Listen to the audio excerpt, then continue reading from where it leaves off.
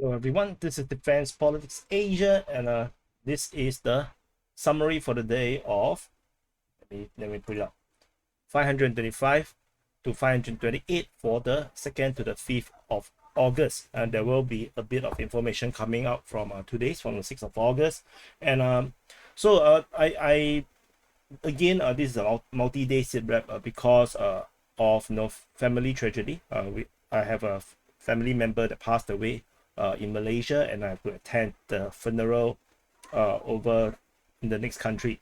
So I'm from Singapore, in case you do not know. So I have to travel over to Malaysia for 2-3 days. Basically unable to do all the SITREP. As a result, yeah, by the time I'm back, it becomes a 3-day. Then by the time yesterday, by the time I finish mapping 3 days of stuff, it has been too late to do a SITREP. So yeah, so here we are. So anyway, let's start off with the Black Sea. So around the Black Sea, Crimean, this is Crimea, and there is certain information happening. There is a Ukrainian missile strike on the Avdiivka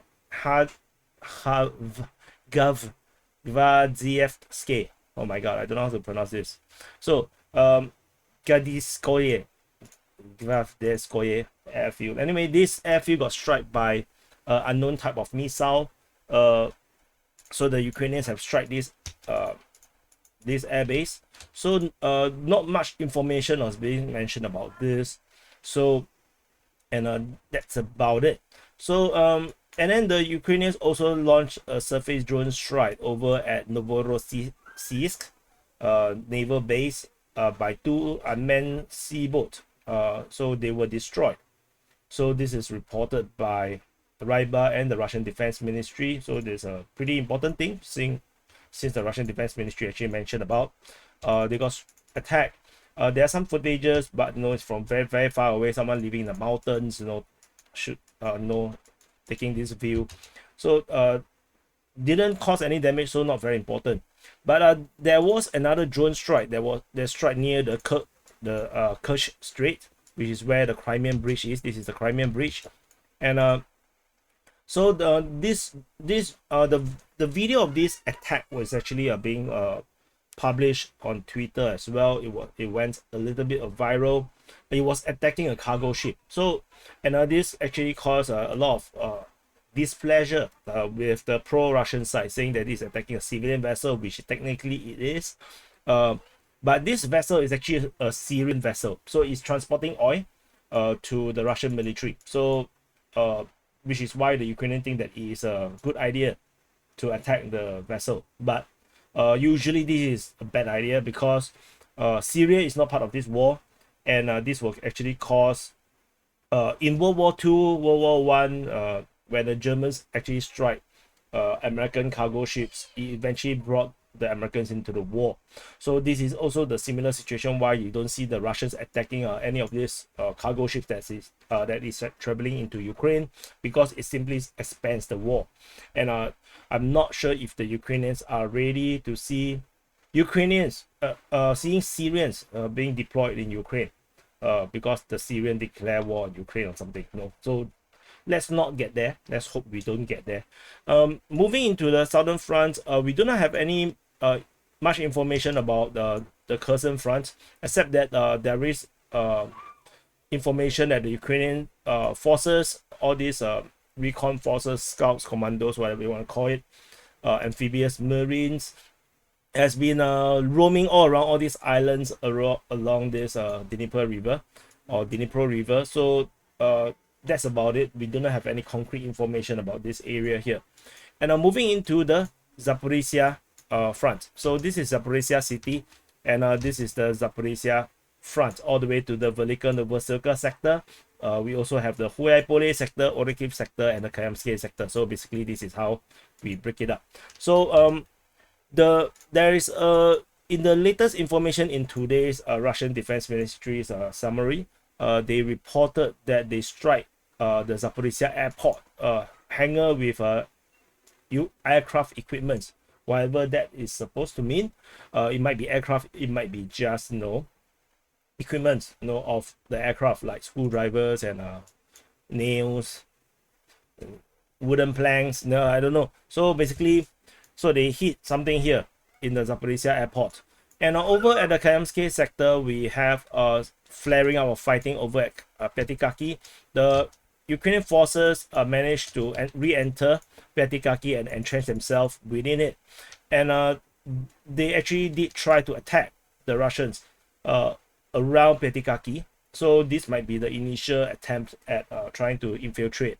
So we do have fighting reported previously already. So these DRGs tried to enter and then they got destroyed. So maybe this one got more successful, and which is why we, after that, on the 3rd, we actually have information that the Russians are attacking Pyatikaki on the 3rd, and then on the 5th again. So which means the Ukrainians did kind of successfully, finally entrench themselves around this town or this village. That is not particularly easy to entrench because there's really not much here. So we shall see what the Ukrainians can do, because this has been pretty much a dead space by now. It's pretty much not useful at all, militarily speaking. And moving into the Orikhiv sector, this is Orikhiv. At the Orikhiv sector, the Ukrainian forces continue their attack against Robotine, and the Ukrainian forces continue to attack. The vector or the direction of the attack is unknown. We do not have much information about where they actually attack, but we do have information that they attack on the 2nd, which was reported by the Russian Defense Ministry and Ryba. They mentioned about infantry groups supported by artillery fighting in the night, and then on the 3rd they attack again. This time around, Deep State UA actually reported about this fighting. They said that they were fighting on the outskirts of Robotine and also for the roads between Robotine and Verbove. So Verbove is here, and there is this road. This is the road leading up. This road, it goes along. There's a trench line going along. As you can see, this is the road, and the Ukrainian forces previously had managed to have some kind of salient here, but it was unsecurable. Tentatively, it becomes some kind of a gray zone according to Ukrainians. According to the Russians, no, the Russians are actually still around here. So there is this fighting along this road. The Ukrainians are trying to attack down the road and also attacking towards Robotine, probably trying to expand this control zone around the trench line that they have captured. And then the Russian Defense Ministry on the 4th reported an attack again. And then on the 5th, the Ukrainian Defense Ministry reported that the Russians counterattacked, but wasn't successful in the area of Robotine. So the Russians are attacking, try to counterattack. And then again, in today's Russian Defense Ministry report, it is still the Ukrainians that are on the offensive at Robotine. So, however, the Russians are not exactly doing nothing. On the 3rd of August, the Russian Defense Ministry reported that they have counterattacked or at least take certain kind of offensive action near Orikhiv, probably in this area here, near Novosilka on the 3rd and on the 5th, and then they near Malatomashka and near Novoporovska. The Novoporovska is on the 4th, reported by the Ukrainian Defense Ministry. So you can see that the Russians are indeed still making actions to try to negate this Ukrainian push straight down south towards Robotine. Unlikely to be successful, but it does look like some kind of a pincer. But this area is just way too entrenched and too much mining to be able to do this kind of pincer movement easily. There is reinforcement being reported on the 3rd at Shovno-Krasnisia, Orikhiv, Malatomashka, and Velyka. And all this reinforcement signals that the Ukrainians are not going to give up on the Robotine offensive just yet. They are still definitely going to double down, triple down. And this actually attracted Russian artillery on the 5th, or missile strikes on the 5th at Preobrazhenka, Siversk, as well as Orikhiv, which means the Ukrainians did have, this is a Ukrainian rear position, and there is some kind of a very strong grouping around here that is probably going to launch down south of Novosilka in the days to come. So tentatively, it doesn't look like this big offensive just yet, and this Russian artillery strike or missile strike definitely going to cause some delay to this Ukrainian planned renewal of this offensive. The offensive is still ongoing. It's not that it stopped, but it's just that the intensity have dropped down quite a bit after the initial push that managed to allow them to capture this trench line. But yeah, tentatively it's still pretty much stalemate. Moving on, there's nothing over at the Huyai sector, very quiet. And over at the Velyka Novosilka sector, at least Velyka Novosilka sector, the fighting is still largely around Staromayoske and the Ukrainian attempt towards Uruzhaine and towards Pryone. At Staromayoske, on the 2nd, the Russians reported that the Ukrainians attack on the west of Staromayoske, and then they were attacking again on the 3rd, trying to cross the Mokryali River. We are not sure exactly where the Ukrainians try to cross. Is it from here to here, or is it here, or is it here, or is it here? No idea. We're not too sure where exactly the crossing actually happened. And the Russian Defense Ministry also reported on the 4th about fighting. They actually went on the offensive. The Vostok group of forces tried to improve their tactical positions, and on the 4th and on the 5th, the Ukrainian Defense Ministry actually reported that the Russians are on the offensive. So if you look at the Staromayoske situation, definitely this is definitely still a gray zone. The Ukrainian side definitely map it as they have control over Staromayoske, but the fighting around here makes it really unclear. So maybe the crossing might be, the Ukrainians actually have Staromayoske and they were crossing down the Mokryali River. That could also be possible. Just that tentatively the tide is turning into a Russian offensive within or in the area of Staromayoske. On the western part of Staromayoske, on the 2nd, there is fighting reported about Ukrainians trying to capture, the Russians trying to capture certain positions west of Staromayoske. And the Deep State UA also mentioned about this fighting on the 3rd. So that's about it for Staromayoske. For Uruzhaine, fighting reported on the 2nd, 3rd, 4th, and on the 6th. And I think this is 2nd also. So basically the Ukrainians continue their offensive for Uruzhaine, as the Ukrainians desperately wants to capture this Russian controlled village. And on the 2nd, there was a limited counteroffensive in the north of Uruzhaine, but didn't do much. And basically the momentum is still on the Ukrainian side, but they still have not managed to do much. And this contradicts any information about saying the Ukrainians having Staromayoske means Uruzhaine is lost. I think it's the reverse. You cannot really secure Uruzhaine without you cannot secure Staromayoske without Uruzhaine. So basically the fighting continues around this twin village. The Ukrainians also did try at Pryone on the 3rd and on the 4th. We do not have much about this area here, simply saying that the Ukrainians did try to gain a foothold near the village. And mapping from the Ukrainian side suggests that the Ukrainians are on the northern part of Pryone, and probably they are trying to attack down south in this way.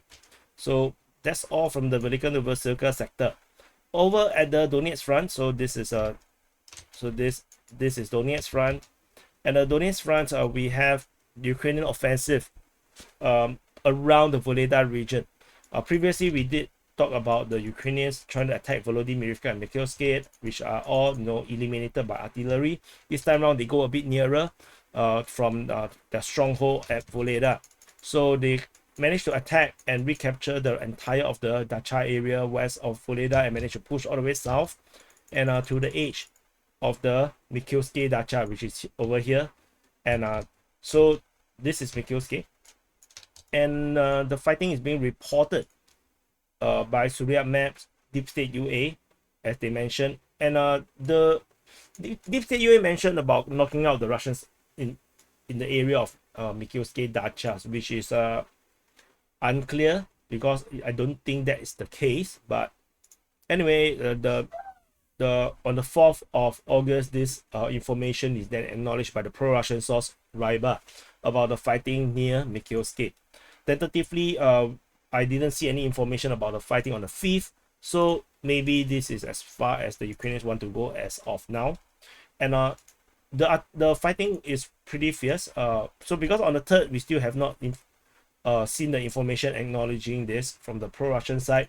They only mentioned that there was a witnessable increase in terms of the intensity of the Ukrainian artillery on a Polivka and Mikhailsky. So this actually semi corroborates the offensive, and then they acknowledge it the day after. So this is why, you know, it's good when you see all the different sources acknowledging and corroborating each other's information. That is very good, because which means that the incidents being reported is good, is accurate. Over at the Ukrainian Defense Ministry on the 4th of August made this very weird report saying that the Russians tried to attack in the lost position in the Blahodane region. Blahodane is actually here, so it's probably just a general general term about the Russians are making some kind of progress, or rather attempt at improving their tactical positions across this entire area, maybe around the north of Volodymyrivka. So this is just not a very good kind of information because it's too vague. And the Russian Defense Ministry on the 4th of August talked about the repelling Ukrainian attack at Paraskovievka, which is actually here. So this is kind of weird. So yeah, so the Ukrainians are attacking here. This is very out of place because this is the only report as well. Marinka, as usual, we have a lot of fighting. On the 2nd, we have Russian Defense Ministry said the Ukrainians attack, Ukrainians say the Russians attack, and then the 3rd is the same thing. On the 4th, only the Ukrainians say the Russians are attacking, same on the 5th. And then in today's Russian Defense Ministry's SITREP or summary, their report says that the Ukrainians are attacking. So yeah, it's an ongoing thing. Nobody knows what exactly happening over there. Yeah, so kind of ignore that.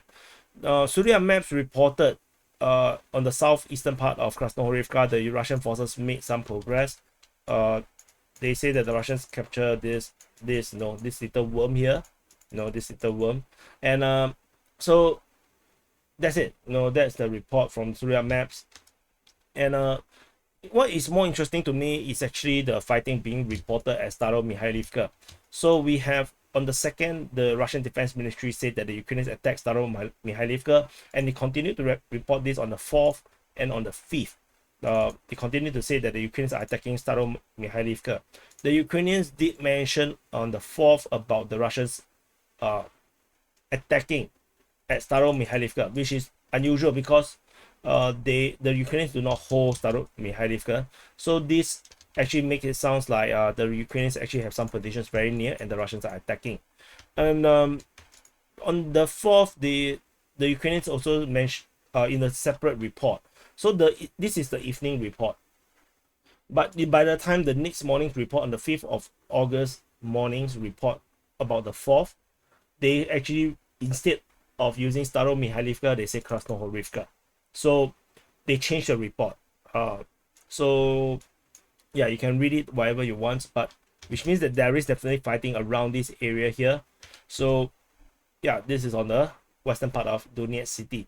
Moving into the north and northwestern part of Donetsk city, we have the Avdiivka Front. So this is the Avdiivka Front, and at the FDF, yeah, this looks weird.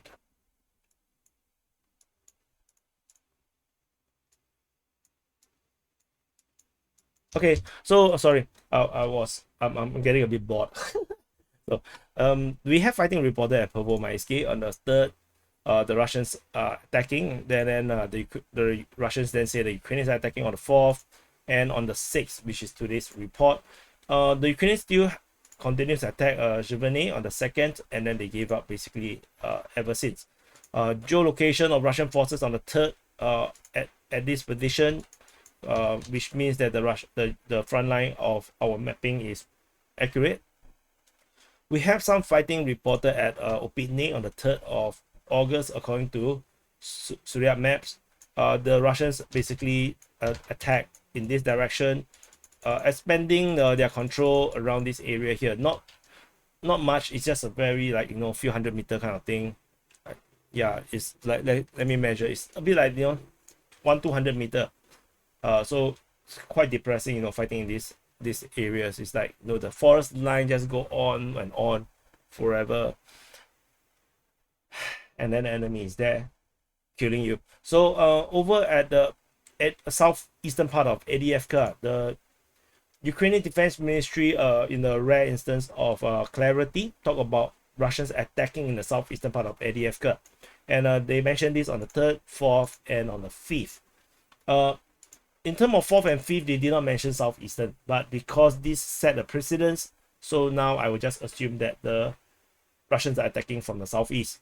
So fighting is constant, but it is just skirmishes most likely, because the Ukrainian Defense Ministry tends to over exaggerate a bit in terms of like, oh, the Russians are attacking, but sometimes it might just be an artillery strike. So it might be just a skirmish or positional warfare. So it's not very important. I think if it's very, you know, big of offensive, the pro-Ukrainian, pro-Russian sources is likely to talk about it. We have fighting reported on the east of Avdiivka. Deep State UA mentioned about the Russians attacking from Krutabalka towards Avdiivka, and they also mentioned about the Avdiivka itself getting bombarded by missiles on a daily basis. So not sure what's there to hit. And over on the 5th, the Yoke group of forces reportedly repelled attack at Avdiivka. So this is 5th, this is 3rd. Yeah, I'm not sure where they are exactly mentioning this about, because they always say Avdiivka, but Avdiivka is a big place. We have fighting reported southwest of Kamyanske. According to Syrian maps, the Russian forces managed to make some progress in this area here, expanding the control zone around Kamyanske. And the control zone was the fighting was also reported in this area here in the north of Avdiivka, as well as at Velyka, according to the Russian Defense Ministry. And the one at Velyka, the Russian Defense Ministry also mentioned about Ukrainians attacking on the same day. They mentioned that they are defending and then they are attacking. So basically they defended and then they counter-attack. So the Ukrainians were attacking, and then after it failed, the Russians counter-attack. So not very much details to talk about. Over at Krasnohorivka, over here on the 2nd, there is fighting being reported here. Ukrainians were attacking, and then on the 3rd, it becomes both are attacking. Then the Russians counter-attack, and then on the 4th, the Ukrainians say that the Russians are attacking. So basically, it might be all about the same reports. It might be just 2 days of fighting, which is corroborating each other. So that's all from the Avdiivka front. Moving into the New York front, we have nothing over here in the New York front. Over at the Bakhmut front, this is Bakhmut city, and at the Bakhmut front, the fighting is mainly only in the southern flank of the Bakhmut front. We have the fighting reported at Kodyomivka. The Russians were counter-attacking in the west of Kodyomivka, and then Deep State UA said that there is fighting on the 3rd, and on the 4th, the Ukrainian Defense Ministry continued to say that the Russians are on the offensive. So it does seem like the Russians are on the counter-offensive in this area here. The fighting also being reported south of Avdiivka, according to the Ukrainian Defense Ministry on the 2nd, but there's no fighting reported since then. The reinforcement has been reported by Deep State UA on the 3rd, which probably does not happen on the 3rd, but probably happened before. And this reinforcement probably is the reason why the entire Ukrainian offensive over the southern part of the Bakhmut front has grind to a stop. And so fighting is also reported near Avdiivka on the 3rd. And there is no mention about who is actually attacking by Deep State UA. Deep State UA has this habit of not saying who is attacking. So which is not very good. They should actually say who is attacking. Klishchiivka situation, Russians are attacking on the 2nd, and then Ukrainians were attacking on the 3rd, according to the Russian Defense Ministry, and then the Ukrainians on the 4th said the Russians are attacking again. 5th, no fighting is being reported, and on the 6th, the Russian Defense Ministry reported that the Ukrainians were attacking. So it's a to and fro thing here and there over at Klishchiivka. So that's it. I thought that the Ukrainians will capture this town or village after holding the high ground. But no, the Russians refuse to give up.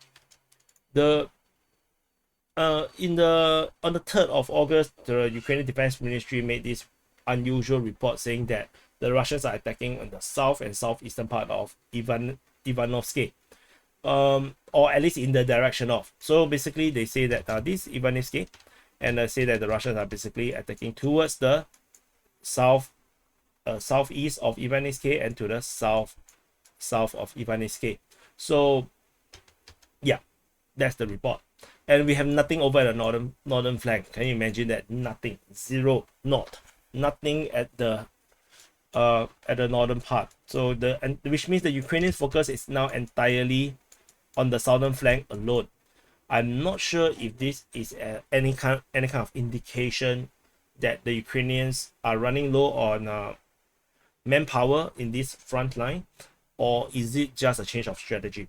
So because they have to focus on one place if they are lacking manpower, so that might be the case. Over at the Siversk Front, this is Siversk. The Siversk is actually just north of the Bakhmut Front. The Ukrainians are on the offensive over at the southeastern part of Siversk city.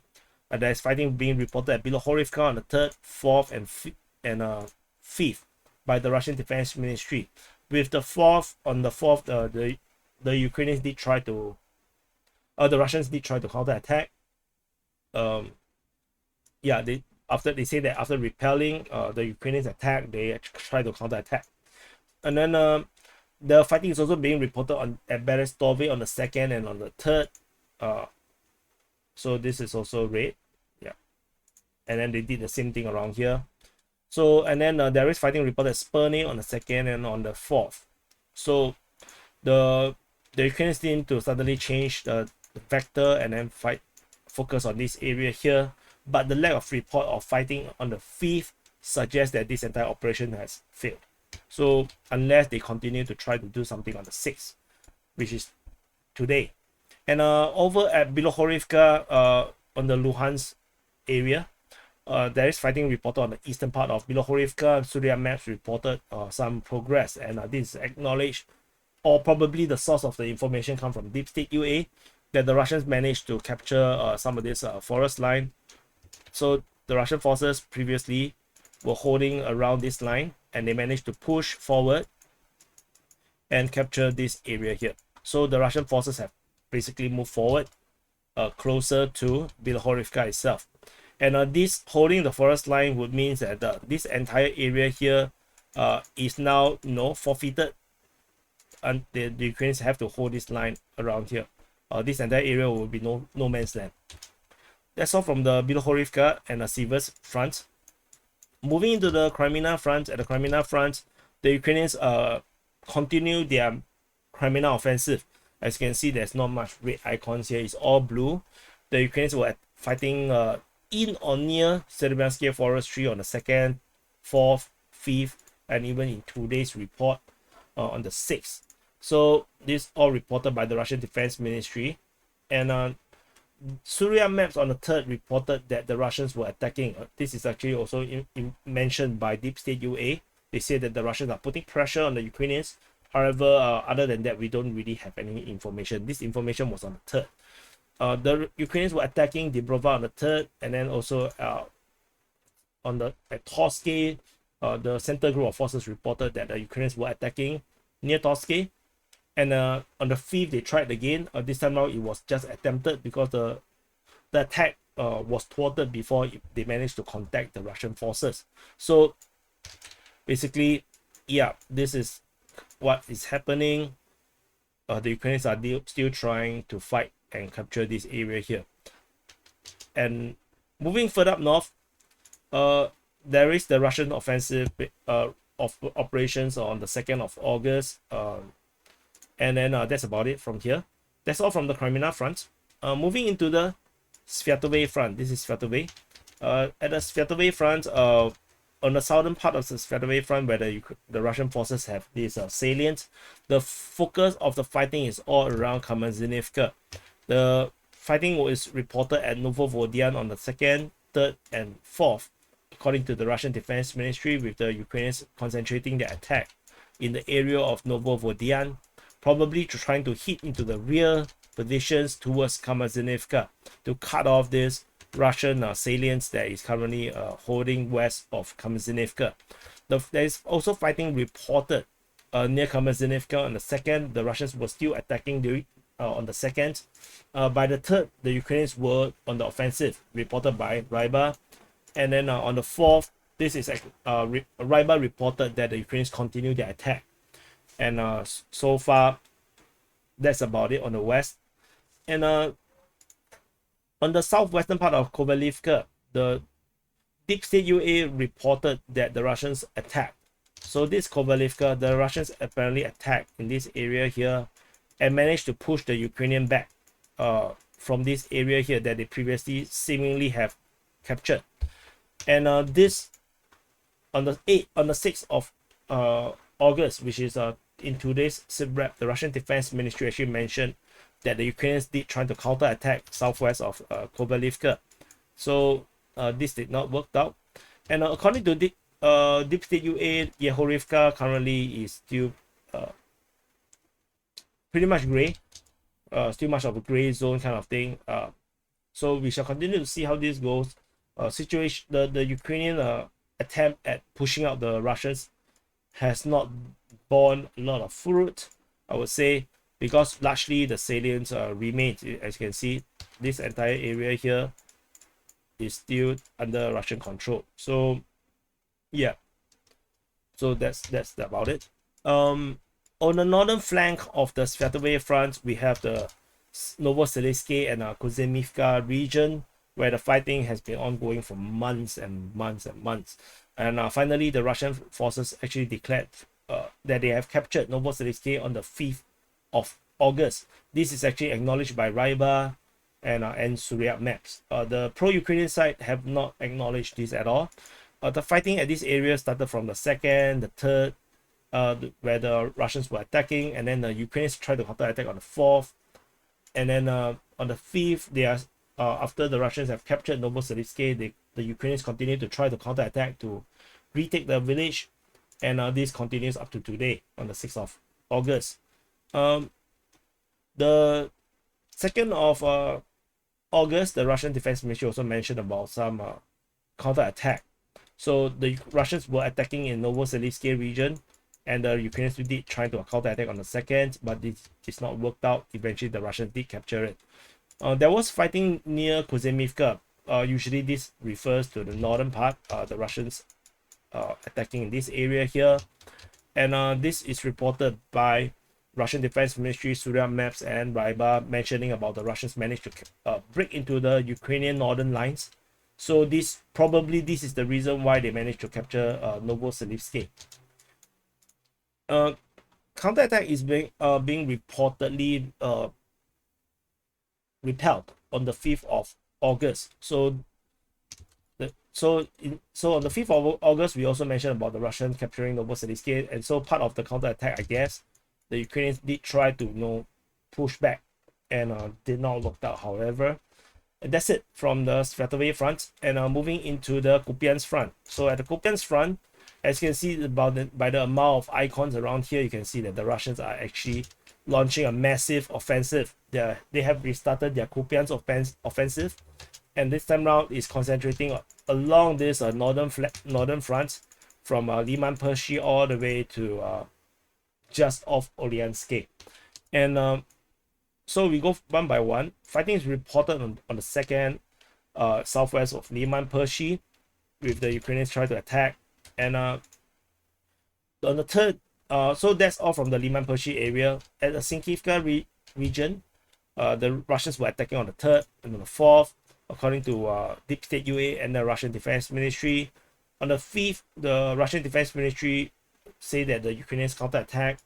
However, the Ukrainians also say that the Russians are on the offensive. And then on the 6th, which is today, the Russian Defense Ministry say that the Ukrainians are still on the counteroffensive. Over at the near Petropavlivka region, not sure exactly where on the map, to be honest. The Russian Defense Ministry mentioned about fighting near this town on the 4th and on the 5th. This This is Petropavlivka. So this is wrong. So this is supposed to be, this is 5th. Yeah, it's wrong. This should be here. Yeah, so this also only mentioned once. But it's a bit far away from the front line, so I don't think this is the correct one. But Vyshana sees fighting on the 3rd, 4th, 5th, and 6th. The Russians, basically the Russian Defense Ministry are talking about them making an offensive operation on the broad front. So the Russian Defense Ministry basically acknowledging that they are on the offensive in this front. And so the Ukrainians did try to counterattack on the 6th, which is today's report. There is fighting reported near Tokarivka again. This is a bit far away from where the front line is. And there is fighting reported at Pershotrevneve. On the 3rd, Russian Defense Ministry and Surya Maps reported about this. And on the 5th, and there is fighting reported on the 2nd at Timkovka.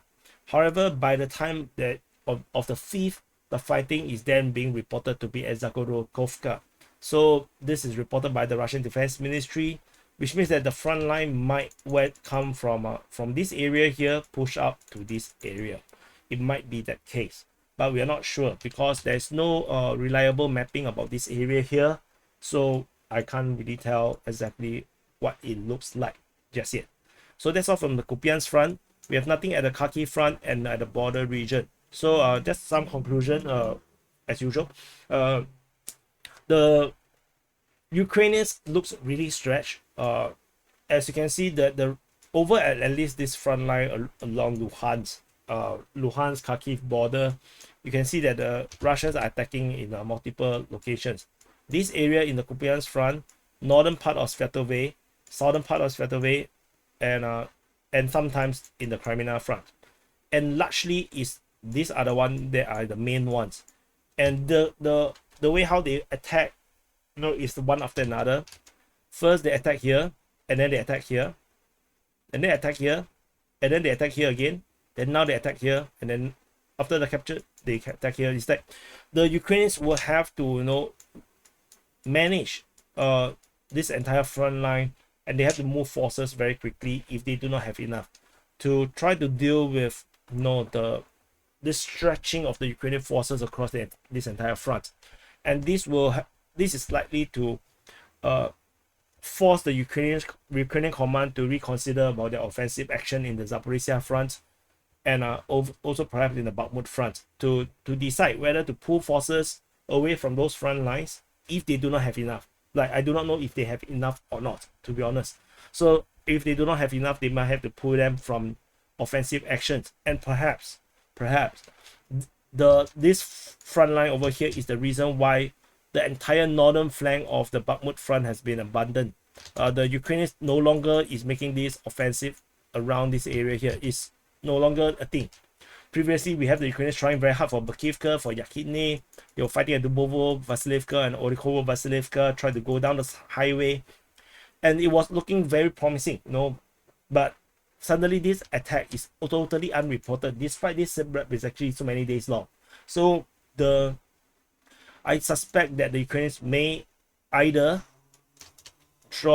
move their force over to this area here in the south of Siversk, or they have sent them all the way up towards this major front line that the Russians have started in this area here. So, and that might be the thing. The Ukrainians did try to continue to fight within the forest region.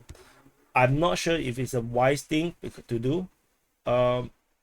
They might think that they want to capture Crimea, but they have been trying for a lot of months.